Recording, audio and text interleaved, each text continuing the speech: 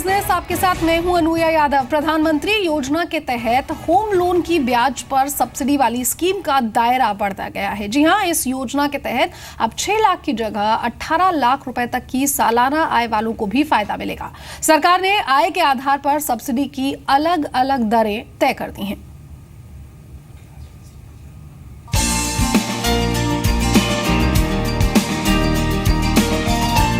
दो 2022 तक हर परिवार को घर देने का सपना पूरा करने के लिए प्रधानमंत्री आवास योजना के तहत सब्सिडी के लिए 2 स्लैब बनाए गए हैं।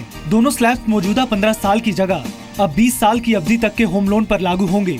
यानी अगर आपकी सालाना आय 18 लाख रुपए तक है और आप पहली बार घर खरीदने जा रहे हैं तो आपको 2.4 लाख रुपए का फायदा होगा, क्योंकि सरकार आपके होम लोन के ब्याज पर सब्सिडी देगी।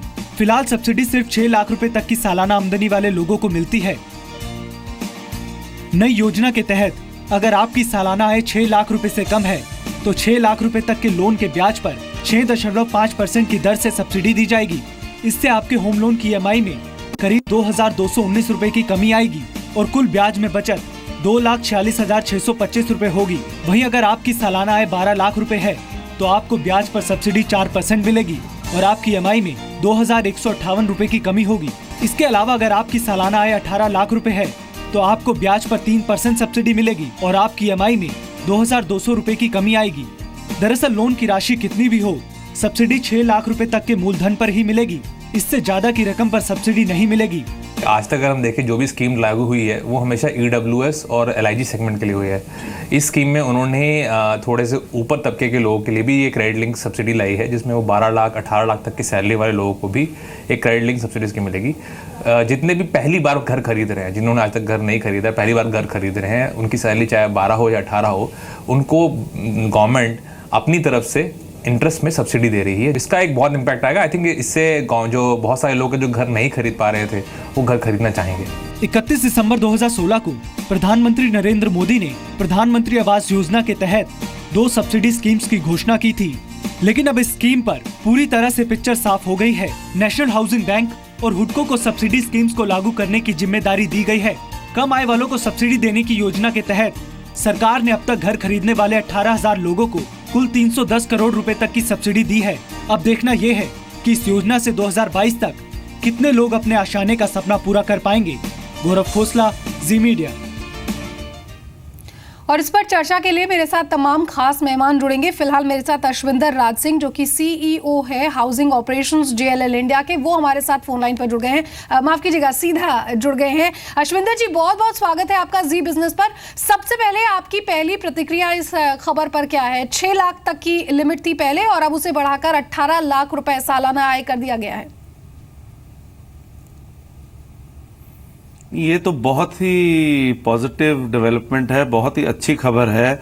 एक बहुत बड़ा तबका जो पहले बेनिफिट नहीं ले पाता था और बिकॉज जो इन्फ्लेशन भी बढ़ रही थी जिसके कारण वो घर लेने के डिसीजन को हमेशा आगे की ओर डाल देता था, इससे एक बहुत बूस्ट मिलेगा, एक डिमांड जनरेट होगी और ये डिमांड बहुत ही अच्छे सेगमेंट में जनरेट होगी जो बिल्कुल अफोर्डेबल सेगमेंट नहीं होगा बट अफोर्डेबल से मिड सेगमेंट में होगा। और इसका इम्पैक्ट Tier 2 और Tier 3 सिटीज में भी बहुत ज्यादा आएगा, जो पहले एक तरह से थोड़ा सा इग्नोर हो रहा था। तो Tier 1, Tier 2, Tier 3 सिटीज के जितने मिडिल इनकम वाले लोग हैं उनको इससे बहुत बेनिफिट मिलेगा। सेंटिमेंट्स बहुत पॉजिटिव होंगे। डेवलपर्स के लिए बहुत अच्छी खबर है कि जो उनका मिड सेगमेंट की जो इन्वेंट्री पड़ी हुई है उसके अंदर मूवमेंट आनी शुरू हो जाएगी। सर, प्रधानमंत्री नरेंद्र मोदी का सपना है कि 2022 तक हर आदमी के सर पर छत हो, अपना मकान हो। ये उनका सपना है और इसी दिशा में वो आगे कदम भी बढ़ा रहे हैं। ऐसे में जो प्रेजेंट बिल्डर्स हैं, इस कदम के बाद क्या आप देखते हैं कि उनकी सेल्स इन्वेंट्री जो है उसमें किस तरह का उछाल आएगा? फिर चाहे दिल्ली NCR की बात करें या Tier 2, Tier 3 शहरों की बात की जाए। देखिए, ये ओवरऑल रियल एस्टेट में सेंटिमेंट बहुत बड़ा रोल प्ले करता है और अभी जो आपने बात करी है कि जो गवर्नमेंट की तरफ से ये जो स्टेप्स आ रहे हैं रियल एस्टेट इंडस्ट्री को रिवाइव करने के लिए, ये जो स्टेप्स आ रहे हैं हाउसिंग फॉर ऑल की तरफ जाने के लिए, जो 2022 तक सब लोगों को सिर के ऊपर एक छत होनी चाहिए, इससे एक ओवरऑल सेंटिमेंट पॉजिटिव हुआ है। काफी लोग थे जिन्होंने अपना पहला घर लेना था, काफी लोग थे जिन्होंने एंड यूज के लिए घर लेना था, वो रुके हुए थे कि भाई अभी क्या होगा, ट्रांसपेरेंसी आएगी नहीं आएगी, क्या उन्हें इंटरेस्ट रेट में बेनिफिट मिलेगा कि नहीं मिलेगा, क्या टैक्सेशन के अंदर बेनिफिट मिलेगा कि नहीं मिलेगा। तो अब आज की डेवलपमेंट के बाद इंटरेस्ट रेट में बहुत बेनिफिट मिल रहा है, 2 से 2.5 लाख का फायदा हो रहा है, तो ओवरऑल सेल्स के ऊपर डेफिनेटली इंपैक्ट पड़ेगा। और जो फेंस सिटर लोग थे जो अभी भी डिसीजन नहीं ले रहे थे वो लेना शुरू करेंगे, तो इन्वेंट्री की जो सेल्स है वो बढ़ेगी। देखिए इस बार पहली बार हुआ है जो ये Q4 गया है 2016 का, अक्टूबर 2016 से लेकर दिसंबर 2016 तक, ये 8 क्वार्टर के बाद पहली बार हुआ है कि जो सेल्स हुई है वो लॉन्चेस से ज्यादा हुई है। नहीं तो हमेशा जो लॉन्च होती थी, जो इन्वेंट्री आती थी मार्केट में, वो हमेशा ज्यादा होती थी और सेल्स कम होती थी। बट सर ये भी देखना होगा कि डीमोनेटाइजेशन के बाद है और लॉन्चेस कम है। अश्विंदर जी, डीमोनेटाइजेशन के बाद कह रहे थे कि बहुत सारे लोगों के पास घर पे जो कैश रखा हुआ है उसे किसी ना किसी तरह से एडजस्ट किया गया, बहुत सारे लोगों ने प्रॉपर्टी में निवेश किया, तो ये एक बहुत बड़ा कारण हो सकता है उसके पीछे। नहीं, मेरे ख्याल से देखिए डीमोनेटाइजेशन के ऊपर लोगों ने बहुत सारी बातें की हैं जो अनफाउंडेड बातें हैं। जो नई प्रॉपर्टी सेल है उसके अंदर पहले ही बहुत सुधार आ चुका था, खास करके जो टॉप 7-8 शहर हैं इंडिया के, उसके अंदर पहले से ही बहुत सुधार था। मोस्ट ऑफ द पीपल जो घर खरीद रहे थे वो होम लोन लेकर घर खरीद रहे थे, वो सैलरीड लोग थे, वो पहला घर ले रहे थे, वो एंड यूज के लिए ले रहे थे। उन्होंने सारा जितना भी, अब आप बैंगलोर लीजिए, पूना लीजिए, बॉम्बे लीजिए, यहाँ पर सारे एंड यूज वाले सैलरीड क्लाइंट्स थे ज्यादातर जो नई प्रॉपर्टीज ले रहे थे। तो डीमोनेटाइजेशन को लेके जो जितनी अफवाहें हो रही थी, मुझे लगता है कि उसमें कुछ ज्यादा दम नहीं था, क्योंकि उसका इम्पैक्ट नए घरों की सेल्स पर ज्यादा नहीं पड़ा है। जी चलिए, मेरे साथ सुधीर कृष्णा जी भी मौजूद हैं, फॉर्मर सेक्रेटरी हैं अर्बन डेवलपमेंट मिनिस्ट्री के, फोन लाइन पर इस समय मौजूद है। मिस्टर कृष्णा, बहुत बहुत स्वागत है आपका जी बिजनेस पर। सर, प्रधानमंत्री नरेंद्र मोदी का सपना है कि 2022 तक हर किसी का अपना घर हो और किसी के सर पर अपनी छत हो। ऐसे में जो ये कदम यहाँ पर उठाया गया है कि आप 6 लाख की जगह अगर 18 लाख रुपए तक की सालाना आपकी आय है तो आपको करीब करीब 2.5 लाख रुपए तक का फायदा यहाँ पर होगा। ऐसे में जो सपना है उनका, क्या ज्यादा से ज्यादा लोग आपको लगता है कि इस कदम के बाद पूरा कर पाएंगे? इस कदम से मैं मानता हूँ कि जनता को फायदा तो होगा, लेकिन मैं ये भी कहना चाहूंगा कि अपना घर लेने की बात एक है और रेंटल हाउसिंग को पीछे छोड़ना अच्छी बात नहीं है।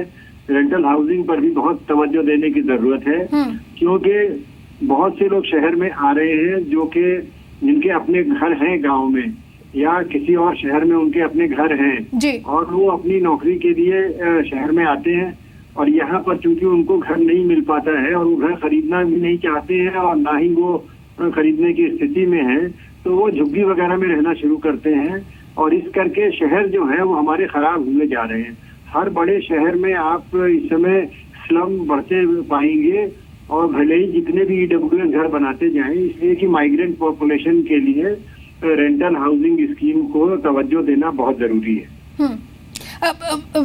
सुधीर जी, मेरा एक सवाल आपसे ये भी है कि यहाँ पर जो बात हो रही है कि 18 लाख तक की आपकी जो सालाना आय है उस पर अगर आप घर खरीदने का सपना रखते हैं, पहले घर का सपना रखते हैं, प्रधानमंत्री की इस योजना के तहत आप पूरा भी कर सकते हैं। लेकिन जो बात आपने यहाँ पर कही है, ऐसे में देखिए शहरों में जब आदमी कोई काम करने के लिए आता है गाँव से, तो बहुत सारे ऐसे घर हैं जो अनअफोर्डेबल होते हैं। वही बात आपने भी यहाँ पर कही।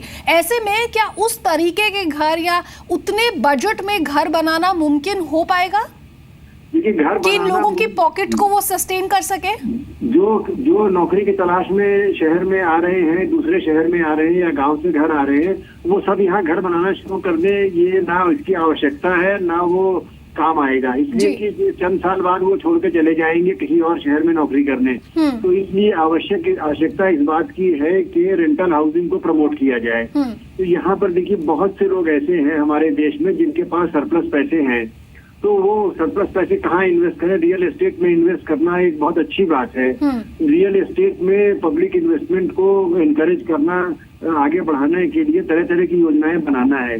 लेकिन दुख की बात ये है कि अभी जो अब तक एक स्कीम चली आ रही थी कि अगर आपने लोन लेके घर बनाया है और उसको रेंट पे दिया है तो रेंटल इनकम से 100% सेट ऑफ होगा जितना भी इंटरेस्ट आप देते हैं। अब वो उसको लिमिट करने का अनाउंसमेंट बजट में किया गया है, तो इससे रेंटल हाउसिंग के बारे में जो भी सपोर्ट मिल रहा था वो थोड़ा धक्का पहुंचेगा उसको।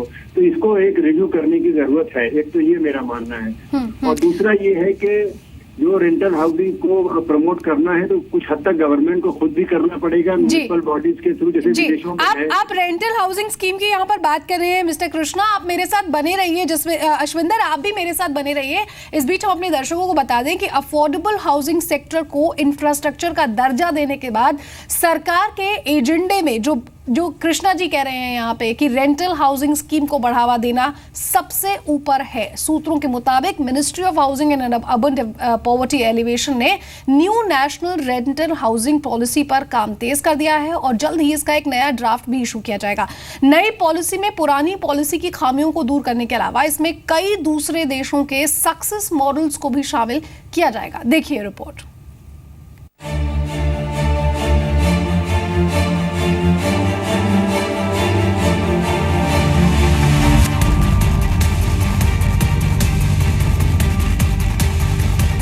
सरकार ने किराएदारों को राहत देने की तैयारी कर ली है। राज्यों से विचार विमर्श के बाद नेशनल रेंटल हाउसिंग पॉलिसी के ड्राफ्ट में बदलाव की तैयारी शुरू हो गई है। रेंटल हाउसिंग सेक्टर में प्राइवेट प्लेयर्स को भी इनवाइट करने के लिए पॉलिसी में इसे लीगल फ्रेमवर्क के तहत डालने की तैयारी है। इसके अलावा रेंटल हाउसिंग स्कीम के तहत इंसेंटिव देने की भी तैयारी है। रेंटल हाउसिंग स्कीम के लिए बनने वाले घरों को लोकल टैक्स में छूट, आसान शर्तों पर जमीन, एश्योर्ड फंड फ्लो को सुनिश्चित किया जाएगा। रेंटल स्कीम के तहत बनने वाले घरों को हाउसिंग टैक्स में छूट मिल सकती है। इस स्कीम के तहत बनने वाले प्रोजेक्ट्स को आसानी से जमीन और फास्ट क्लियरेंस के लिए लोकल बॉडीज को ज्यादा अधिकार दिए जाएंगे।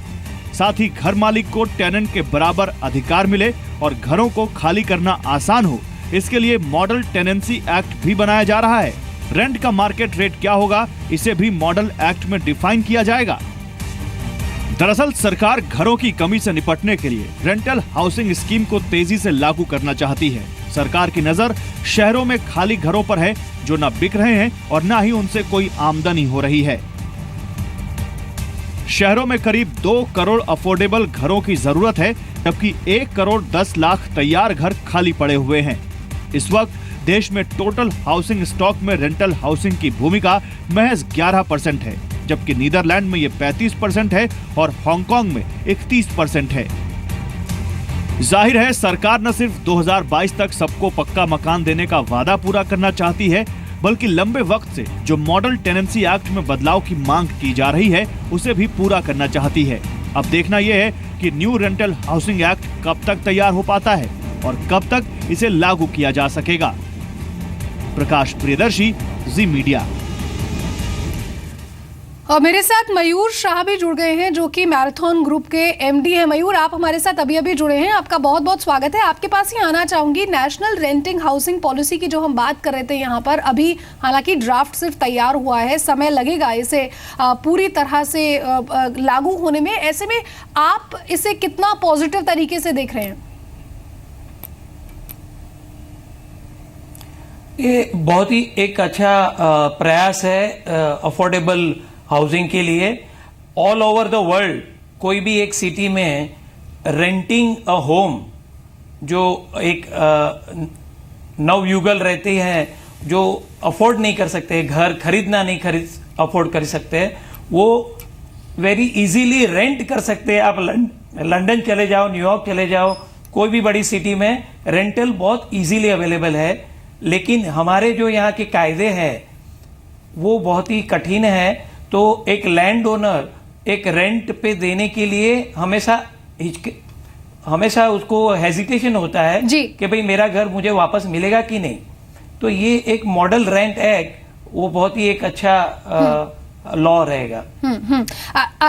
अश्विंदर, आपके पास आती हूँ ब्रेक पर जाने से पहले। You know, in India the mentality is that why to stay on rent when you can buy your own house. क्या लगता है आपको, कितना फायदेमंद होगा ये किसी भी किराएदार के लिए या किसी भी उस मालिक के लिए जो अपना घर लोन पर देने की सोच रहा होगा?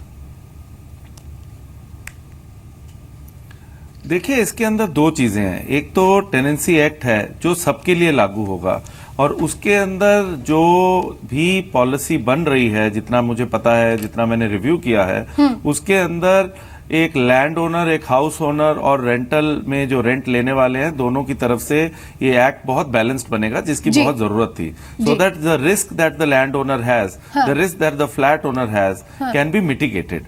This is one part. The other part is that जो हम ये रेंटल स्कीम की बात कर रहे हैं, ये उसके लिए है, जैसे आपकी रिपोर्ट में बहुत अच्छी तरह बोला गया कि कुछ 1 करोड़ 10 लाख के घर 2011 के सेंसस के हिसाब से अभी खाली पड़े हैं. दूसरा, बहुत लोग हैं जिनके पास शेल्टर नहीं है. सो पिछली बार ये जब शुरू हुआ था एक्ट, इसके अंदर कुछ खामियां थी.